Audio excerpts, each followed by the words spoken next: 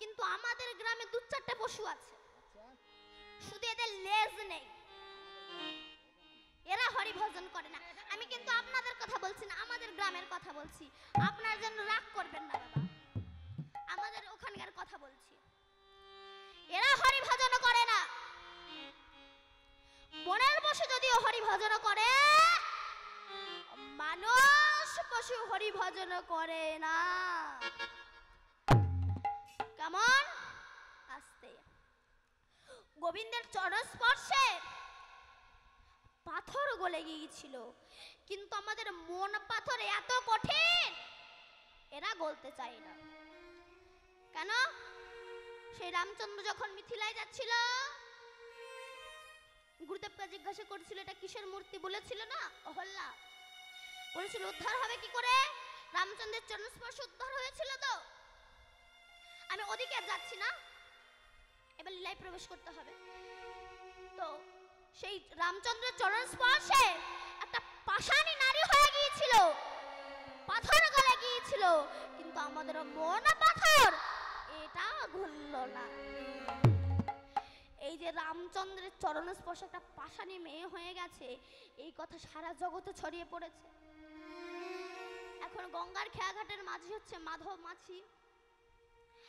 এখন মাধবের বউ বলছে শোনো, তোমার আমি বলে রাখলাম আমি কিন্তু সতী নির্ভর করতে পারবো না, আমি বলে দিলাম। মাধব বলে কেন?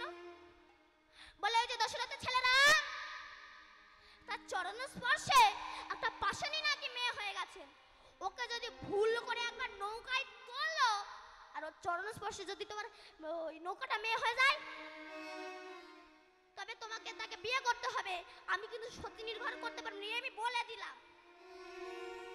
মাধব বলে ঠিক আছে, আমি দেখে শুনে পার করবো, সবকিছু জিজ্ঞাসা করে তারপর পার করব। ভালো।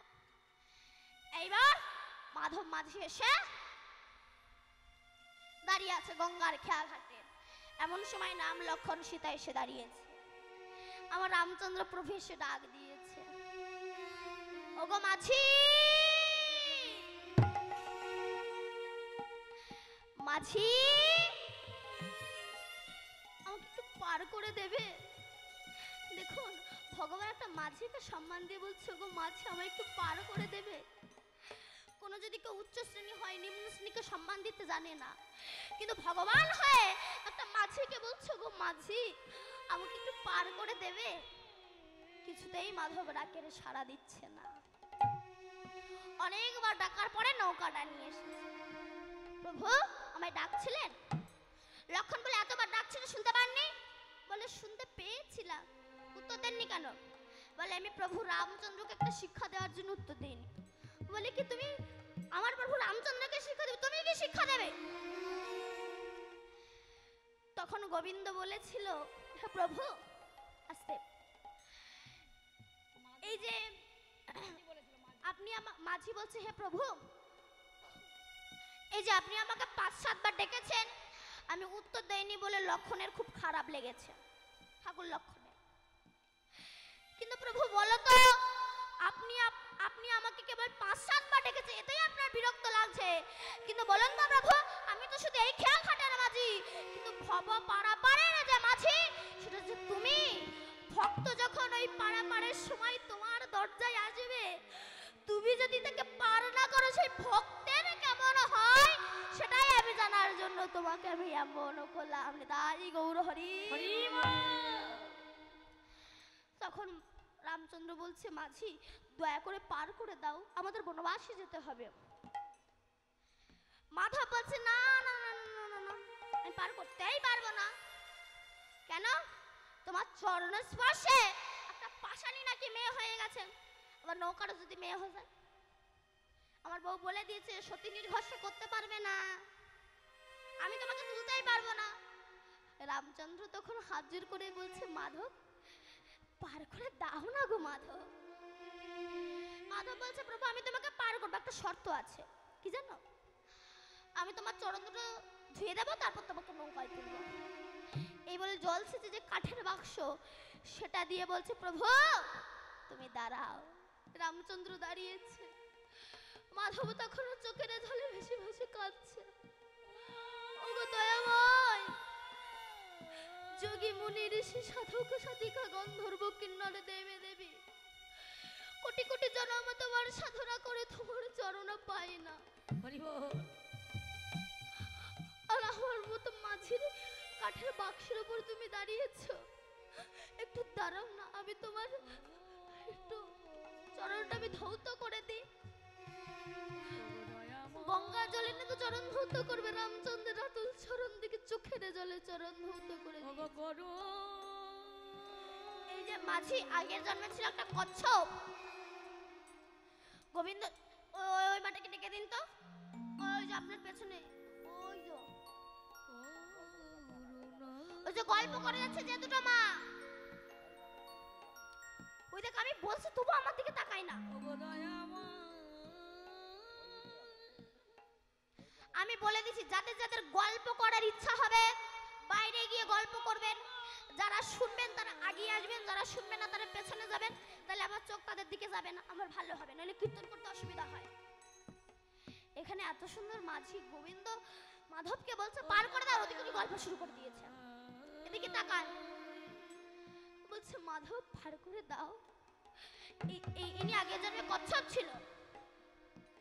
গোবিন্দ যখন ক্ষীরোদ সাগরে অনন্ত নাগের পিঠে শুয়ে আছে, সে সময় কচ্ছপের ক্ষীরোদ সাগর থেকে উঠে অনন্ত নাগের পিঠের উপর উঠে গোবিন্দের লাল চরণটা দেখতে পেয়ে বলেছিল চরণটা যদি আমি একটু ছুঁতে পারতাম। এই বলে যেই না চরণের কাছে যাবে, লক্ষ্মী দেবী দেখতে পেয়ে কচ্ছপটাকে ছুঁড়ে ফেলে দিয়েছে। কচ্ছপটা তখন কেঁদে বলেছিল গো প্রভু দয়াময়, তাহলে মানুষ ব্যথিত কি তোমার চরণ কেউ পাবে না? তখন গোবিন্দ বলেছিল তুমি আগত জন্মে মাঝি হবে, আমি হব ভগবান রামচন্দ্র, আমার চরণ ধৌত করতে পারবেন। লক্ষণ বলছে আরে আপনি যদি আমার প্রভুর চরণ, আমার দাদার চরণ ধুয়ে দেন, আবার হেঁটে যেতে গেলে তো আবার পায়ে কাদা লেগে যাবে, ধুলো লেগে যাবে, তখন যদি তোমার নৌকাটা আবার মেয়ে হয়ে যায়। তখন মাধব বলছে লক্ষণ ঠাকুর আপনি বেশি রাগী, যারা রাগী তাদের বুদ্ধি কম। আমি কি প্রভুকে পায়ে হেঁটে যেতে দেব? আমি প্রভুকে কাঁধে করে তুলব। এই বলে চরণ ধুয়ে দিয়ে প্রভুকে কাঁধে করে তুলে নিয়ে যাচ্ছে।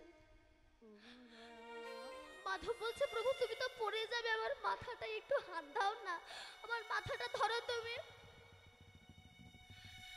এই বলে গোবিন্দকে আড়কোলা করে নিয়ে এসে নৌকায় পানা রেখে ওই গঙ্গার জলে পা ফেলে দিয়েছে।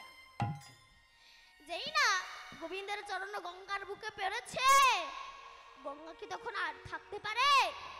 আর কি গঙ্গা থাকতে পারে? গঙ্গা থাকিতে পারে? আর কি গঙ্গা থাকিতে পারে? আর কি গঙ্গা থাকতে পারে? আর কি গঙ্গা থাকিতে পারে? ছুটে এসে চরণ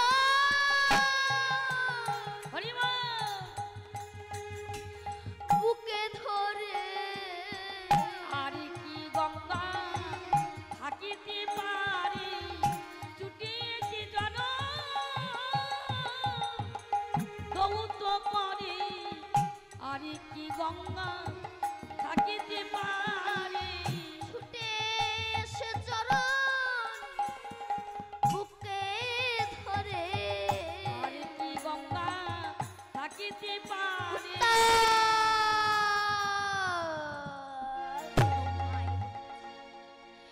নৌকা ডুবে যায়, ডুবে যায়। মাধব ছুটে এসে রামচন্দ্রকে বুকে জড়িয়ে ধরেছে। রাম বলছে কি হয়েছে মাধব? মাধব বলছে বললাম না তোমার পায়ে দোষ আছে। আস্তে, তোমার পায়ে দোষ আছে। দেখলে যেই না পাটা নদীতে ফেললাম সঙ্গে সঙ্গে তল তরঙ্গায়িত হচ্ছে। বলে তো আমাকে বুকে জড়িয়ে ধরলে কেন? বলে তুমিও যদি ডুবে যাও তোমার সঙ্গে আমি একা ডুববো কেন? আমি তুমি যদি ডুবি তো তোমাকে সঙ্গে নিয়েই ডুববো। এইবার মাধব যখন পার করে দিল তখন রামচন্দ্র কেঁদেছিল। মাধব পার হলে মাঝিকে কিছু করে দিতে হয়। আমি তো কিছু নিয়ে আসিনি, আমি তোমাকে কি দেব বলো? আমার কাছে তো কিছুই নেই, আমি তোমাকে কি দান করব? তখন মাধব বলেছিল, প্রভু তুমিও মাঝি আমিও মাঝি, বলো তো কোনো মাঝি যদি আরেক মাঝি নৌকায় পার হয় সে কি করে নেয়? আমি তোমার কাছে করে নেব না। তবে প্রভু তুমি আমাকে কথা দাও, এই পৃথিবীতে যে ভক্ত একবার প্রাণ ভরে তোমার নাম করবে, তুমি ভক্তকে নিজের কাছে আনলে তো তুমি অনেক পরীক্ষা করো, তাকে পরীক্ষা করেই তো নিজের কাছে আনো। কথা দাও যেদিন সব ভক্তরা পার হবে সেদিন তাদেরকে তুমি ডেকে ডেকে পার করে দিও, তাদের যেন ডাকতে না হয়। রামচন্দ্র বলেছিল, মাধব কিছু চাও। মাধব বলেছিল, প্রভু আর কি চাইবো? বলে কিছু চাও। তখন মাধব বলেছিল, প্রভু যেমন আমি আপনাকে পার করে দিলাম, কথা দিলাম যেদিন আমার পার হওয়ার সময় আসবে সেদিন তুমি আমাকে পার করে দিও। রামচন্দ্র বলছে, মাধব তুমি আমি যেমন তোমায় অনুনয় বিনয় করে ডেকেছি সেরকম করে আমাকে ডেকো, আমি তোমাকে পার করে দেব। তখন মাধব বলছে, না না প্রভু, সংসারে থাকতে থাকতে যদি মায়ার পাকে পড়ে তোমার কথা ভুলে যাই, তুমি আমায় কি করবে জানো? তুমি আমায় ডেকে ডেকে পার করে দিও। তুমি আমার ডেকে ডেকে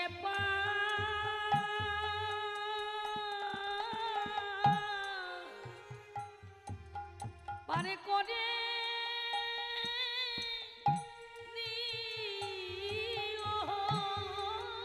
আমায় ডেকে ডেকে পার করে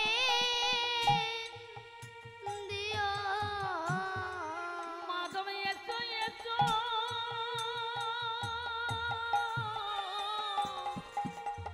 আমি এসেছি, ওই মাধব ডেকে ডেকে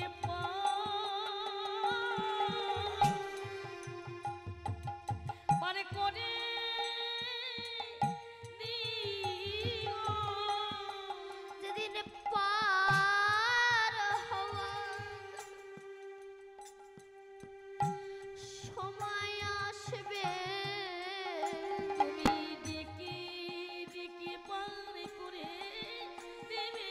পার হওয়ার সময় আসবে ডেকে ডেকে পার করে দেবে। আমার হাত দুটি ধরে ডেকে ডেকে পার করে দেবে। না ডাকতে যদি তুমি আছো দয়াল, ডেকে ডেকে পার করে দেবে। আমার হাত দুটি ধরে ডেকে ডেকে পার করে দেবে। ডেকে পার করে দিও। না ডাকিতে পার করার, ডেকে ডেকে পার করে দেবে। ডাকিবার যদি সময় না হয়, ডেকে ডেকে পার করে দেবে। আস্তে, এবার আমার রামচন্দ্র নেমে গেলেন। এবার আমরা লীলার মধ্যে প্রবেশ করব।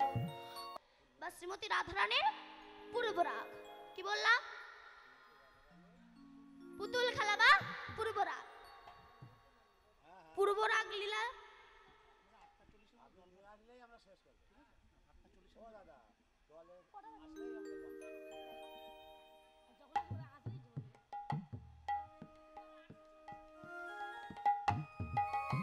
আস্তে, যাই হোক যাই হোক। তো পূর্বরাগ গাওয়ার আরম্ভে জানবো পূর্বরাগ কাকে বলা হয়, পূর্বরাগের সংজ্ঞা কি। বলছে, নায়ক ও নায়িকার মিলনের পূর্বে দর্শন শ্রবণদাত দেখে বা শুনে যে ভালোবাসা জন্মায়, মহাজন তাকে বিচার করে পূর্বরাগ হয়েছে। কেমন? আস্তে, ধরো আপনার ছেলের বিয়ে হবে, তা বিয়ে হতে গেলে ঘটক লাগে না? ঘটক লাগে তো। এখন আর ঘটকের প্রয়োজন না, এখন আবার মোবাইল ঘটক হয়ে গেছে। ঘটক কেউ হ্যাঁ বলে না কেন? এদিকে সে কি ঘটক দিয়ে বিয়ে হয় না? বলো। ঘটক প্রয়োজন হয় তো? আমি এত জোরে জোরে কথা বলছি, কেউ একটা উত্তর দেয় না। ঘটকের প্রয়োজন হয়। ঘটকের কাজ কি বলুন? ছেলের কাছে মেয়ের ভালো কথা বলা, আর মেয়ের কাছে ছেলের ভালো কথা বলা। কেমন? আপনার ছেলের বিয়ে হবে, ঘটক গিয়েছে, দাদা আপনার ছেলের জন্য যা পাত্রী দেখেছি না, বাবা গো, পাত্রী তো না যেন হীরের টুকরো। তাই নাকি? ছেলে পাশের ঘরে বসে শোনে, কবে তাকে দেখবো। হাসি ছাড়া মেয়েটা কথাই বলে না। স্বাভাবিক, মেয়েরা যদি একটু না হাসে তাদের মুখ দেখতে ইচ্ছা করে না। কেন? যদি কেউ বলে ভালো আছেন, তবে তো ভালো লাগে, ভালো আছেন তো, এবার কেমন হলো, ওর মুখ দেখতে ইচ্ছা করে, একটু হেসে হাসবে তবে তো ভালো লাগবে। দাদা মেয়ে জানো না হীরের টুকরো, তন্তা বলি যেন মুক্তা শোভিত, তাতে খঞ্জন নয় নঞ্জনে রঞ্জিত, তাই কটাক্ষের বানা তুলনা হয় না। ছেলে পাশের ঘরে বসে বসে মনে মনে বলছে কবে তাকে দেখবো। আবার সেই একই রকম যখন ছেলের কথা ঘটক এসে বলে, দাদা আপনার মেয়ের জন্য যা পাত্র দেখেছি না, অপূর্ব চেহারা, বেশ শিক্ষিত ফ্যামিলি, ভুরু দুটো যুগ্ম ভুরু, তুলনা হয় না। মেয়ে পাশের ঘরে বসে শুনে কবে তাকে দেখবো। এই যে বিবাহের আগে শুনে বা দেখে যে ভালোবাসা জন্মায়, মহাজন তাকে বিচার করে পূর্ব রাগ বলেছে। আস্তে আবার বলছে, ঘটক যদি ভালো হয়, তেরা মেয়েরা বিয়ে হয়। আমার দিকে তাকায় না কেন এরা? এই যে হলুদ মা, ওই দুটো মাছ ডেকে দিন তো, ওই যে কমলা মাছ সবুজ মাটারে, আমার দিকে তাকান। যে পেছন দিকে তাকাচ্ছে আমার দিকে তাকান।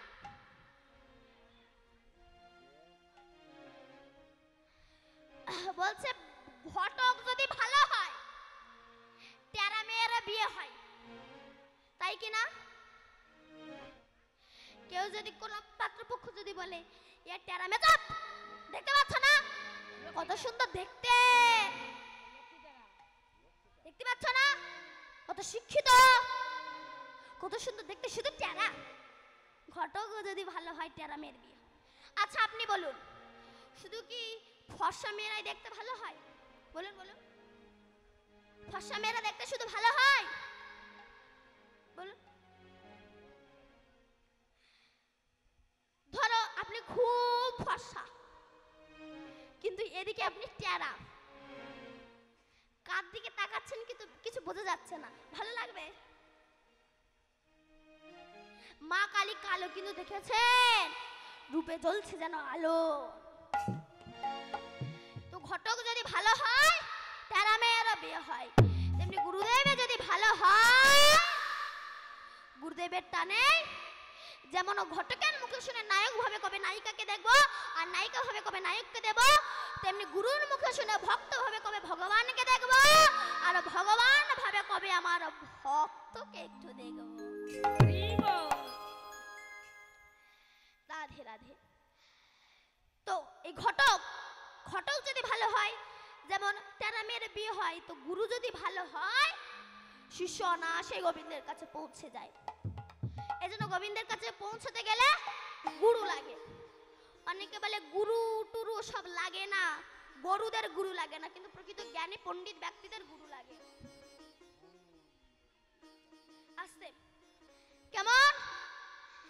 একদিন স্বামী বিবেকানন্দ রামকৃষ্ণদেবকে প্রশ্ন করেছিল, হে রামকৃষ্ণদেব, লোকে বলে নাকি গুরু ছাড়া গোবিন্দের কাছে পৌঁছানো যায় না, সত্যি কি? রামকৃষ্ণদেব বলছে, তুই গুরু ছাড়া গোবিন্দের কাছে পৌঁছাতে চাস? বলে হ্যাঁ। তো রামকৃষ্ণদেব তিনি তো খুব যুক্তিবাদী ব্যক্তি ছিলেন। বলছে আচ্ছা বিলে বলতো, ওই যে নদী দিয়ে ওই যে স্টিমারটা ভেসে যাচ্ছে সাগর দিয়ে, ওটা চন্দননগরে পৌঁছতে কতক্ষণ সময় লাগবে? 10 ঘন্টা। 10 ঘন্টা? ঘন্টা দাদা তুমি জানো? ও আচ্ছা। জয় রাধে। হে ভক্তমণ্ডলী এবং ভক্তিমতী মায়েরা, কমিটির পক্ষ থেকে আপনাদের সবার কাছে ভিক্ষার জন্য যাবে। আপনাদের যার যেমন সামর্থ্য আছে দান করবেন। তবে একটা কথা বলি মা, এই টাকা দেওয়ার ভয়তে কেউ যেন প্রস্রাব লাগাবেন না। অনেকে বলে এই সময় টাকা নেবে, এই সময় একটু প্রস্রাব করে আসি। দেবেন না তা বলে প্রস্রাব মিছে প্রস্রাব লাগানোর দরকার নেই, মিথ্যে মিথ্যে। তো এমন কিছু দান করবেন না যেন ভিখারিও যা নিতে চায় না। এখন আর একটা কথা বলি, এমন কিছু দান করবে না যেন ঝনঝন করে শব্দ হয়, মানে খুচরো 1 টাকা 2 টাকা। এমন কিছু দান করবেন যেন ঝনঝন করে শব্দ না হয়। কেমন? ওই পেছন থেকে নিয়ে আসবেন, নইলে সবাই প্রস্রাবের জন্য উঠে চলে যাবে। আস্তে।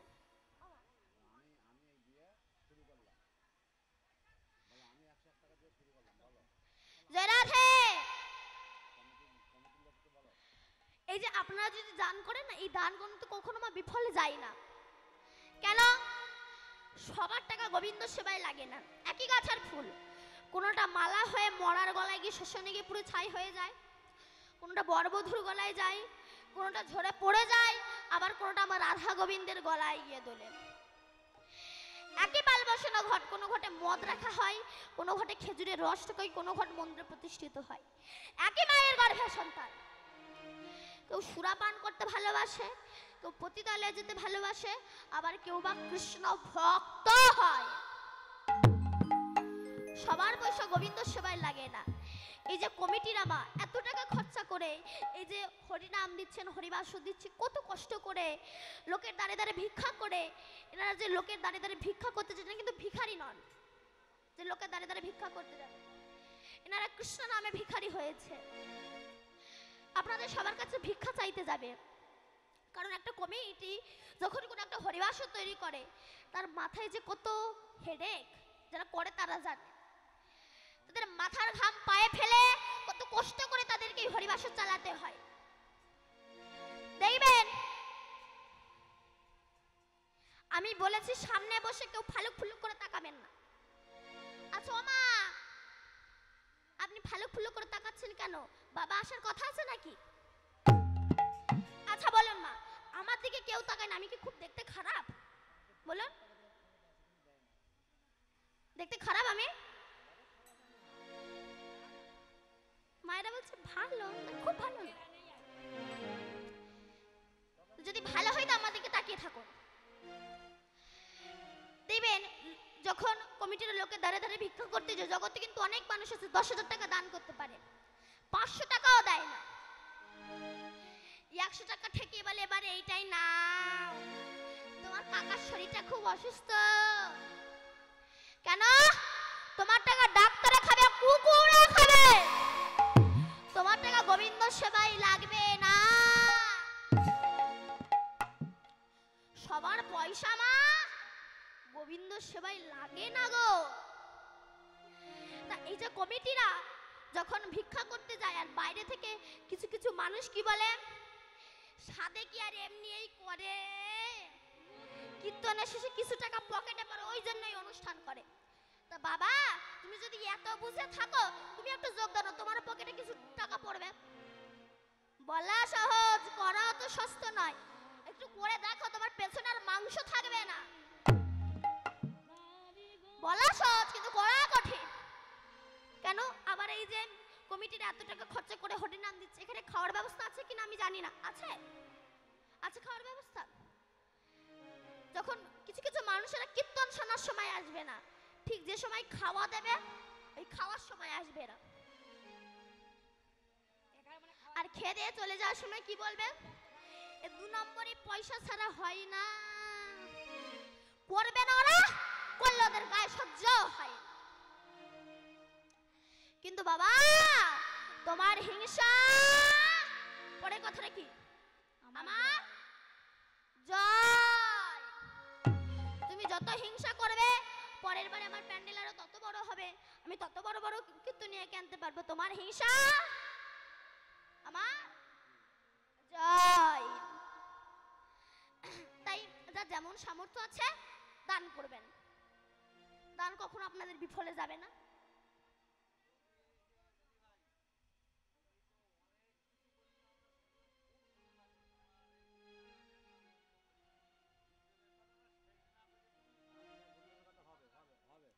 আচ্ছা শুনুন বাবা, একটা কথা বলি আপনাকে। আমি গুরুদেবের কথাটা বলছি ঠিক আছে, এদিকে আমি লীলার মধ্যে যদি আমি লাস্টের দিকে গিয়ে কথাটা বলি ভালো লাগবে তো আপনাদের?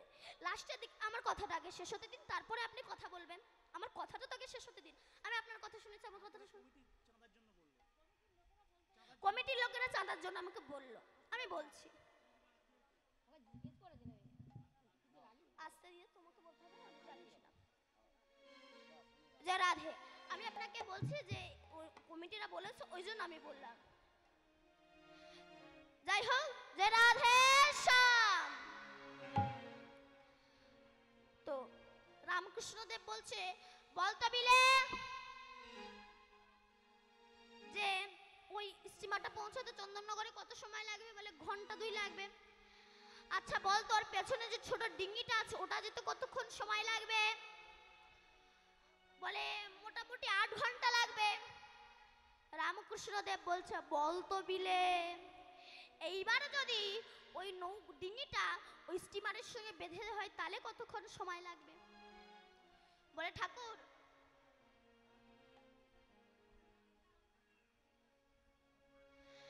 ঠাকুর এই জন্য লোকে তোমাকে মূর্খ বলে। কেন? বলে স্টিমারটা পৌঁছতে যতক্ষণ সময় লাগবে ওই ছোট ডিঙ্গি নৌকাটা যেতে ততক্ষণ সময় লাগবে। রামকৃষ্ণদেব বলছে আমি মূর্খ নই, তুই মূর্খ। কেন?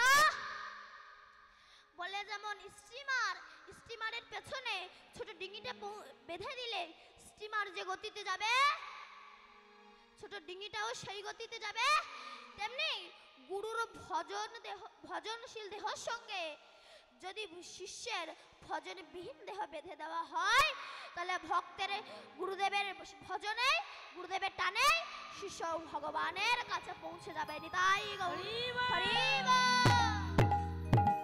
দিন তোরা নন্দে যাবে ধরে গুরুর নাম, ধরে গুরুর নাম। গুরু ব্রহ্মা গুরু বিষ্ণু গুরু ভগবান। দিন তোরে আনন্দে যাবে ধরে গুরু নাম, দিন তোরে আনন্দে যাবে ধরে গুরু নাম। গুরু ব্রহ্মা গুরু বিষ্ণু গুরু ভগবান। দিন তোরা নন্দে যাবে ধরে গুরুর নাম, ধরে গুরুর নাম। গুরু ব্রহ্মা গুরু বিষ্ণু গুরু ভগবান। দিন তোরে আনন্দে যাবে ধরে গুরু নাম, দিন তোরে আনন্দে যাবে ধরে গুরু নাম। গুরু ব্রহ্মা গুরু বিষ্ণু গুরু ভগবান। গুরু মাতা গুরু পিতা গুরু ভগবান, জগৎ গুরু শ্রীকৃষ্ণ সর্বশক্তিমান। গুরু মাতা গুরু পিতা গুরু ভগবান, জগৎ গুরু শ্রীকৃষ্ণ সর্বশক্তিমান। গুরু মাতা গুরু পিতা গুরু ভগবান, জগৎ গুরু শ্রীকৃষ্ণ সর্বশক্তিমান। গুরু মাতা গুরু পিতা গুরু ভগবান, জগৎ গুরু শ্রীকৃষ্ণ সর্বশক্তিমান। দিন তোরে আনন্দে যাবে ধরে গুরু নাম, দিন তোরে আনন্দে যাবে ধরে গুরু নাম। গুরু মাতা গুরু বিষ্ণু গুরু ভগবান। গুরু ব্রহ্মা গুরু বিষ্ণু গুরু ভগবান। গুরু ব্রহ্মা গুরু বিষ্ণু গুরু ভগবান। তো ভালো প্রকৃত গুরু হলে গোবিন্দের কাছে পৌঁছানো যাবে। তবে ও মায়েরা, রেডিমেড গুরু হলে কিন্তু গোবিন্দের কাছে পৌঁছানো যাবে না। কেন? আস্তে এক গুরুদেব শিষ্য বাড়ি এসেছে, তাকে ঠাকুর ঘরে শুতে দিয়েছে। তো মশারি টাঙিয়ে দিচ্ছে। গুরুদেব বলছে হ্যাঁ রে বাবা,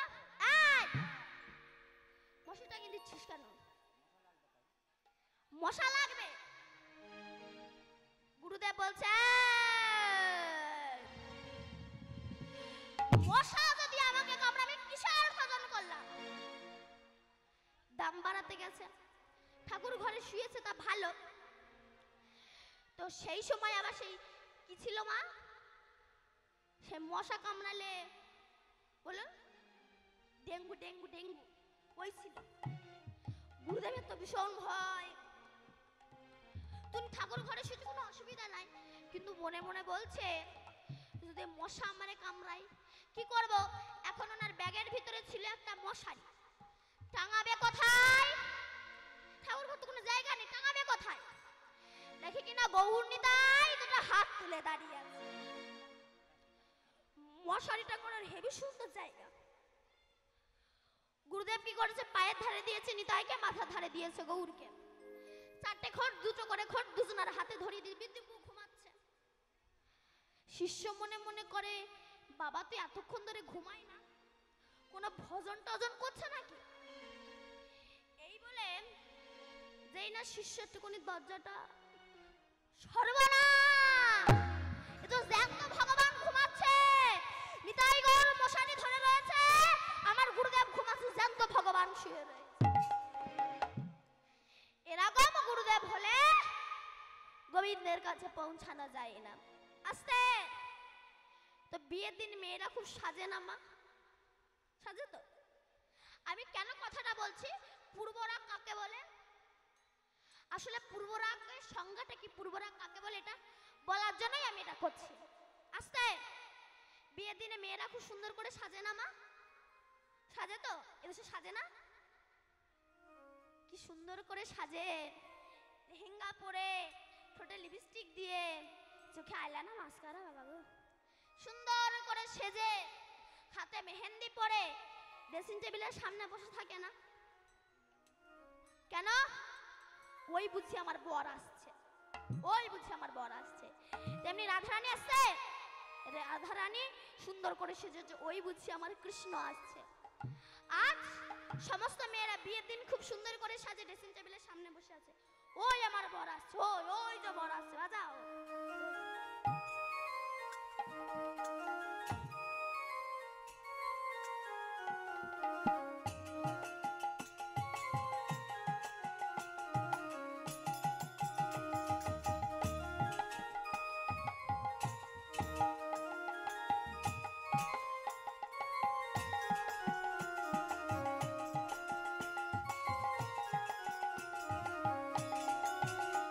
ওই বর আসছে।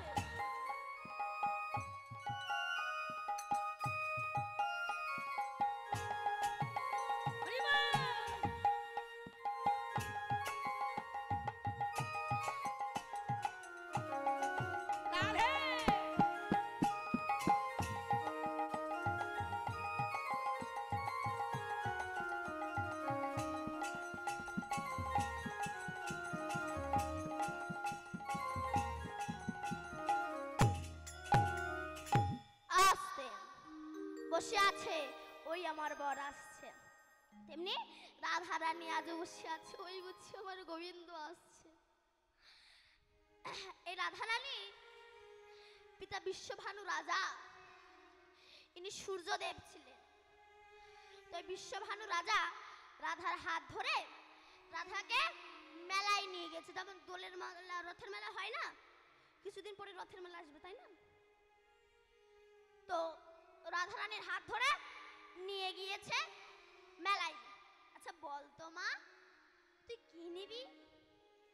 রাধারানীর কোনো কিছুই ভালো লাগছে না, কত দোকানে গেছে, রাধারানীর কোনো কিছু কিনতে ইচ্ছা করছে না। কিন্তু রাধারানী এমন সময় একটা মাটির পুতুলের দোকানে এসে দাঁড়িয়েছে। এসে দেখলো একটা মাটির পুতুল ত্রিভঙ্গ ঠামে দাঁড়িয়ে আছে, হাতে বাঁশি নিয়ে, কত সুন্দর রূপমাধুর্য তার দেখতে। আসতে তখন রাধারানী কেঁদে কেঁদে বলছে, হে পিতা, পিতা আমাকে ওই মাটির পুতুলখানা কিনে দাও, আমি আর কিছু চাই না তোমার কাছে, ওই মাটির পুতুলখানা মানে কিনে দাও, আমি পুতুলটাকে আমি আমার নিজের জীবন সঙ্গী করে রেখে দেব। এবার রাধারানী আমার পুতুলটাকে নিয়ে এসে নিজে যে বিছানায় শুই সেই বিছানায় বসে ওই মাটির পুতুলটাকে এক পাশে রেখে নিজেও বসেছে। বসে রাধারানী নিজের বেদনার কথা বলছে, ও পুতুল, পুতুল, এ জগতে মানুষ ভালোবাসা করে মানুষের সঙ্গে, কিন্তু আমি ভালোবাসা করছি পুতুলের সঙ্গে। তুমি যেন আমার এই শিশু মনে আঘাত দিও না গো পুতুল, হরিবল। আমার এই শিশু মনে তুমি আঘাত দিও না। এই বলে রাধারানী ওই পুতুলটাকে মুখে লয়ে হাউ হাউ করে কাঁদছে। এখানে আমার পদকর্তা পদ দেখেছে, কি লিখেছে? কিবা ভানুর নন্দিনী বসিয়া কাকিনী পুতুল লইয়া খেলে। রাধারানী আমার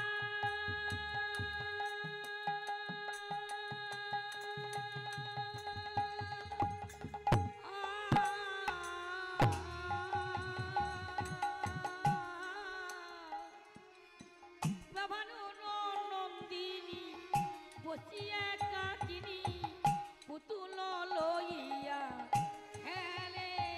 এবা ভানুর নন্দিনী বসিয়া একাকিনী পুতুল লইয়া খেলে। আবার আপন গলার মনি মনোহর আপন গলার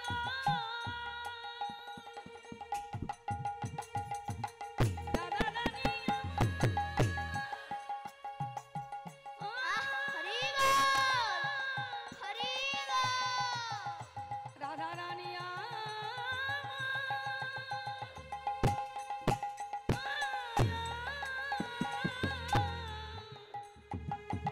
আপন গলার মনি মনোহর আপন গলার মনি মনোহর পরালো পুতুলের গলে, পরালো পুতুলের গলে।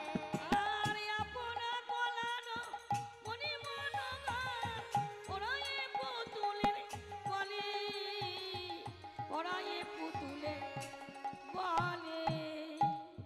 রাধারানী পুতুলটাকে বক্ষে জড়িয়ে ধরে কাঁদছেন। আর কি করছে? রাধারানী নিজের গলার যে মালাটা সেটা পুতুলের গলায় দিয়েছে। পুতুলের গলায় দিয়ে আমার রাধারানী কাঁদছে। দেখো রাধারানী শিখিয়েছে হরি ভজন যদি করতেই হয়, শিশুকাল ছাড়া হরি ভজন করা যায় না। কেমন? মাটি যখন কাদা থাকে যেমন আকার দেবে আকার হবে, কিন্তু যদি শুকিয়ে যায় করা যাবে কি আর? বলুন, করা যাবে? কঞ্চি যখন কাঁচা থাকে বেকালে পাকে, শক্ত হয়ে গেলে আর কিন্তু হয় না। সর্ষে এক জায়গায় বেঁধে রাখুন, এক জায়গায় থাকবে, খুলে দিন চারিদিকে ছড়িয়ে পড়বে। তো এই বাচ্চারা কাদার মতো হয়, কঞ্চির মতো হয়, সর্ষের মতো হয়। একবার যদি ছড়িয়ে যায় চারিদিকে ছড়িয়ে যাবে, আর খুলতে পারবেন। তো রাধারানী পুতুলটাকে বক্ষে জড়িয়ে ধরে কাঁদছে কেমন ভাবে?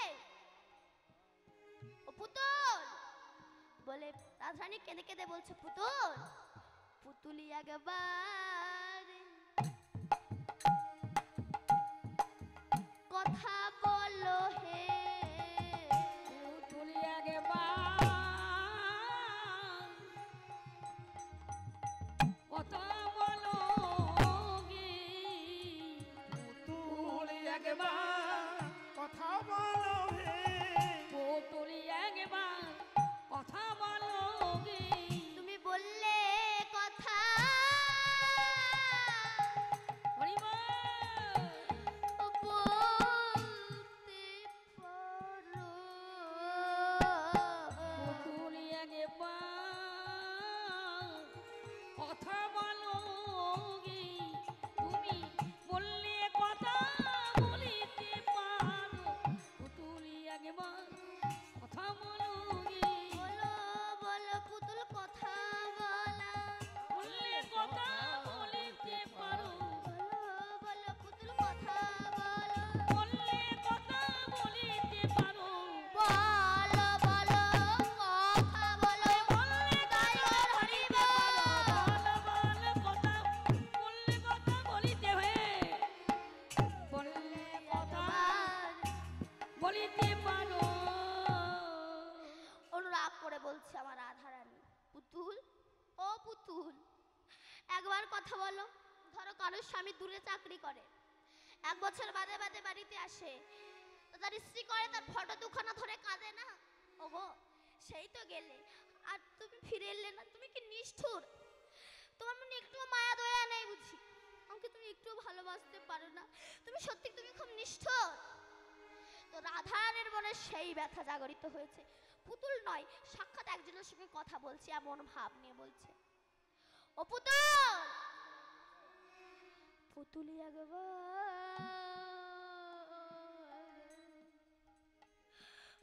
কথা বলো, আর পুতুল একবার কথা বলো, ওগো পুতুল একবার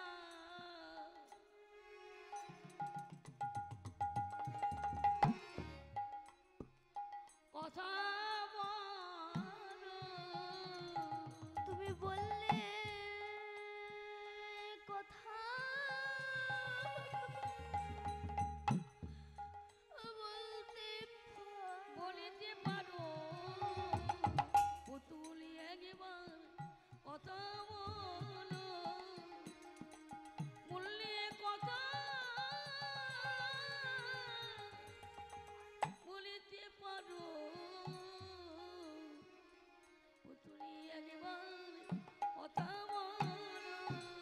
হত ভাঙেনি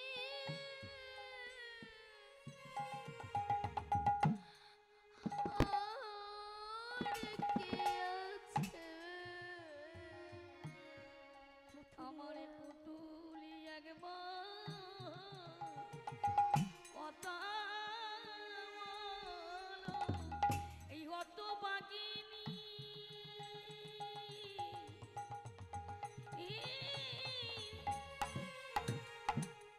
আরে কি আছে পুতুলি একবার কথা বলো। এই হত ভাগিনীর কে আছেন তুমি বিনে আর কে, হতভাগিনী আর কি আছে পুতুল তুমি ছাড়া, আরে হতভাগিনী আর কি আছে ও পুতুল একবার কথা এই বলো, হতভাগিনী আর কি আরে বলি বলো পুতুল একবার কথা বলো, টাইগার হরিব হতভাগিনীর কি মায়া আছে, তুমি একবার কথা বলো পুতুলি একবার কথা বলো।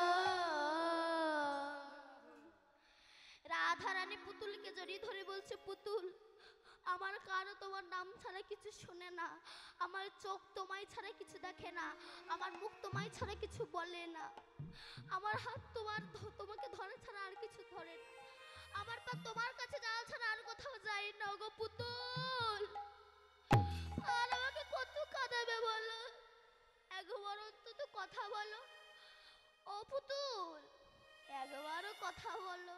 দেখুন ভগবান যে আমরা আছে, ভগবান যে প্রকৃত আছে, ভগবানকে মানতে চাই না কেন? ভগবান অনেকে বলে ভগবান দেখবো কি করে, ভগবান আছে বিশ্বাস নেই কেন? দেখবেন আজকাল সবাই মন্দিরে বসে তাস খেলে, বিড়ি খায়, ও আর কোথাও জায়গা পেল না, ওই মন্দিরে বসে তাস খেলতে হচ্ছে, বিড়ি খেতে হয়। ও আগে ক্যান্সারে মরবে না তো আগে ক্যান্সারে মরবে।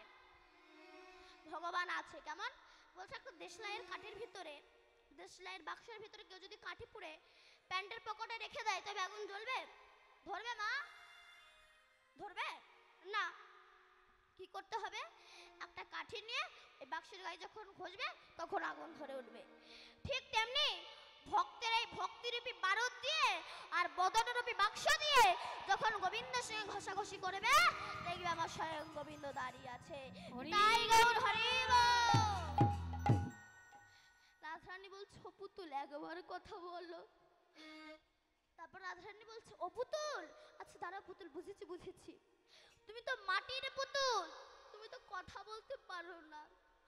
আচ্ছা পুতুল, যদি তুমি কথা নাই বা বলতে পারো, একবার আমার দিকে তাকাও।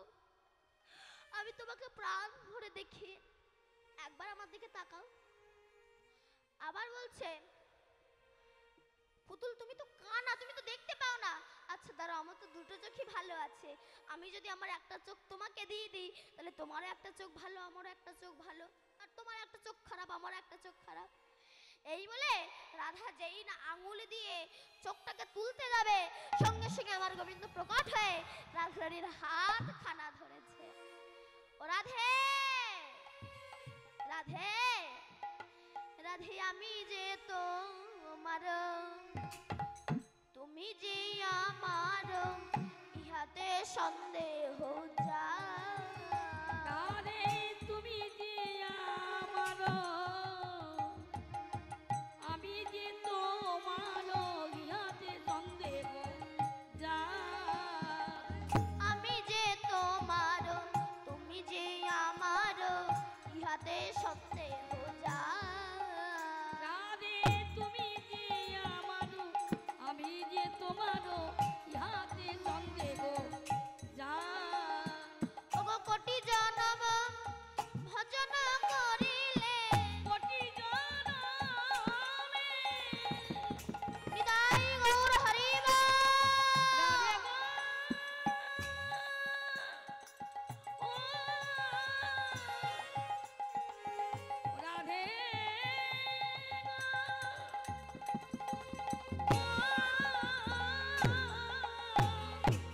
কোটি জনমে ভজন করিলে বিফল ভজন তার, বিফল ভজন তার। কোটি জনম ভজন করিলে, কোটি জনম ভজন করিলে বিফল জনম তার, বিফল জনম তাই। রাধে, তুমি আমার, আমি তোমার। এইবার রাধারানী পুতুলকে জড়িয়ে ধরে কাঁদছে, পুতুল আমি তোমায় ভালোবেসেছি, আমি তোমায় ছাড়া আমার আমার দেহ মন প্রাণ যৌবন সব তোমার চরণে অর্পণ করেছি। ওগো পুতুল, বলো পুতুল, তুমি ছাড়া আমার আর কে আছে বলো। শোনো পুতুল, আমি আলা ভোলা গোয়ালিনী নারী জাতি, আমি অধম বলে আমায় তুমি দিও না ঠেলে, আমার এই শিশু মনে তুমি আঘাত দিও না গো প্রভু। পুতুল, আমার দেহ মন প্রাণ যৌবন সব তোমার চরণ অর্পণ করেছি জানো পুতুল। আমি তোমায় ভালোবাসি বলে জগতের সবাই আমাকে কলঙ্কিনী বলে। হরিব কলঙ্কিনী হই মুই তাতে নাহি তরাই, তাতে না তরাই, আবার একটি ভয় হয় যদি আমার গোবিন্দ হারায়। রাধে রাধে আমি কলঙ্কিনী বলে বলো, তাতে আমার কোনো যায় এসে যায় না। কিন্তু জানো আমার একটা ভয় হয়, কি? আমার গোবিন্দ যদি হরিব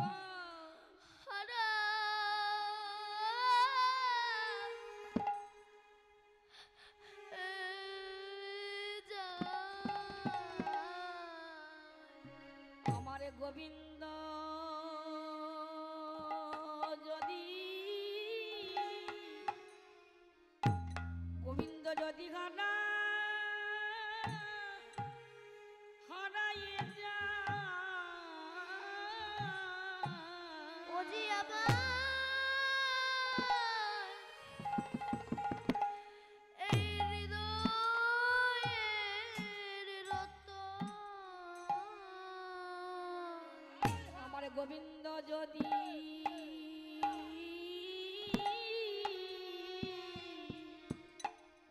গোবিন্দ যদি হারা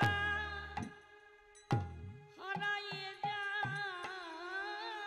আমার যায় দুঃখের কথা আমি কাকে বলবো। আমার গোবিন্দ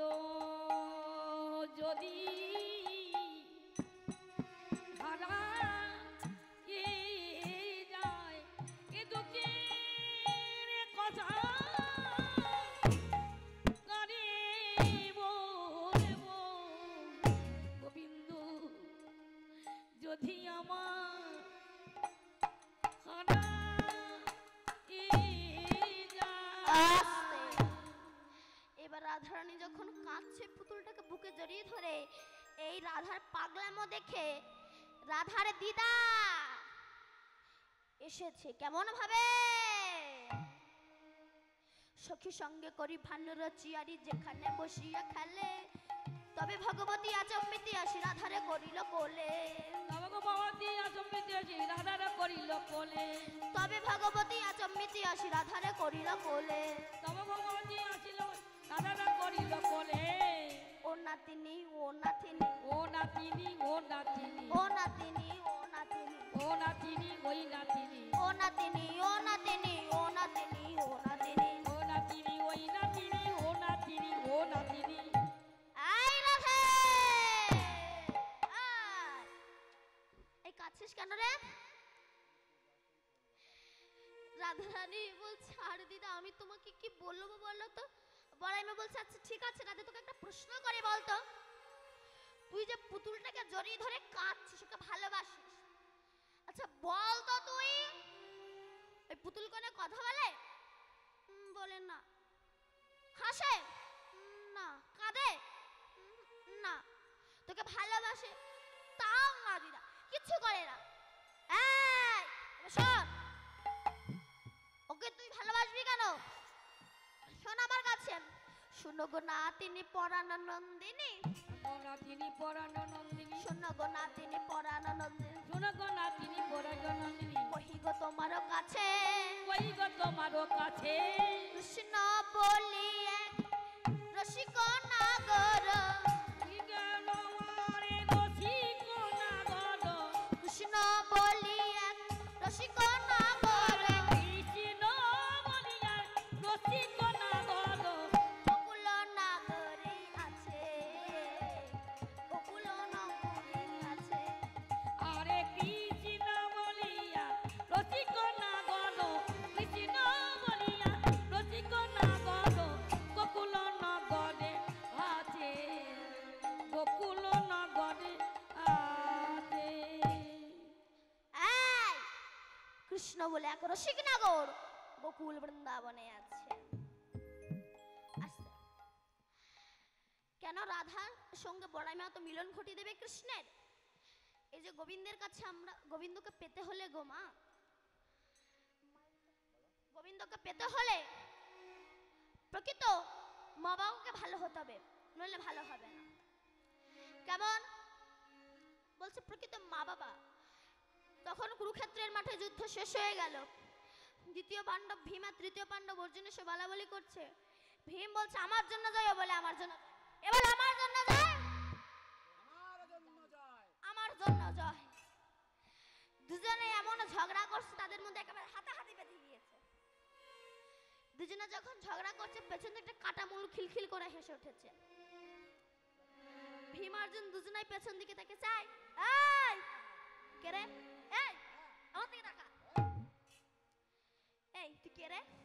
তুই তো কোনোদিনও দেখিনি, এটা আমাদের পরিবারে, তুই হাসিস কেন রে? তুই কে রে? তুই তো দেখিনি কোনোদিনও। যে হাসছে সে বলছে তোমরা আমাকে দেখো না, আমি তোমাদেরকে দেখেছি। বলে আমরা ওকে দেখিনো নাকি আমাদেরকে দেখে? যাই আমাদেরকে চিনিস? বলে তোমাদেরকে কেন, তোমাদের বাবারা কেন, তোমাদের ঠাকুরদা কেন, তোমাদের পুরো বংশটাকে আমি চিনি। বলে আমাদের পুরো বংশটাকে চিনিস? কই বলতো। বলে মিলিয়ে নাও, তোমরা চন্দ্র বংশের ছেলে। বিষ্ণু থেকে ব্রহ্মা, ব্রহ্মার পুত্র অগ্রিব, অগ্রিবের পুত্র সোম, সোমের পুত্র বুধ, বুধের পুত্র কুরুরাবা, কুরুরাবার পুত্র আয়ুষ, আয়ুষের পুত্র নহস, নহসের পুত্র যজাতি, যজাতির পুত্র যদু, যদুর পুত্র কুরু, কুরুর পুত্র জন্মেঞ্জয়, জন্মেঞ্জয়ের পুত্র গতিশান, গতিশানের পুত্র মনুষ্য, মনুষ্যর পুত্র চারুপদ, চারুপদের পুত্র রুদ্রাসান, রুদ্রাসানের পুত্র হৃদেশু, হৃদেশুর পুত্র রক্তিনাভ, রক্তিনাভের পুত্র ব্যাভি, ব্যাভির পুত্র দুষ্মন্ত, দুষ্মন্তের পুত্র ভরত, ভরতের পুত্র ইক্ষু, ইক্ষুর পুত্র সম্বরণ, সম্বরণের পুত্র সুধন্য, সুধন্যর পুত্র সহদ্র, সহদ্রের পুত্র যমন, যমনের পুত্র তৃতি, তৃতীর পুত্র উপরিজা বসু, উপরিজা বসুর পুত্র জরাসন্ধ, জরাসন্ধের পুত্র সমাচি, সমাজের পুত্র কুশু, কুশুর পুত্র জম্ভু, জম্ভুর পুত্র সুরাত, সুরাতের পুত্র বিহুরাত, বিহুরাতের পুত্র আজুকানু, আজুকানুর পুত্র অগ্রধর, অগ্রধরের পুত্র দেবঋষি, দেবঋষির পুত্র ঋক, ঋকের পুত্র বিদিক, বিদিকের পুত্র পতিত, পতিতের পুত্র শান্তনু, শান্তনুর পুত্র বিচিত্রবীর্য, বিচিত্রবীর্যের পুত্র পাণ্ডু, পাণ্ডুর পুত্র ভীম, ভীমের পুত্র ঘটোৎকচ, আর ঘটোৎকচের পুত্র যে হাস ছিল মা বরবরী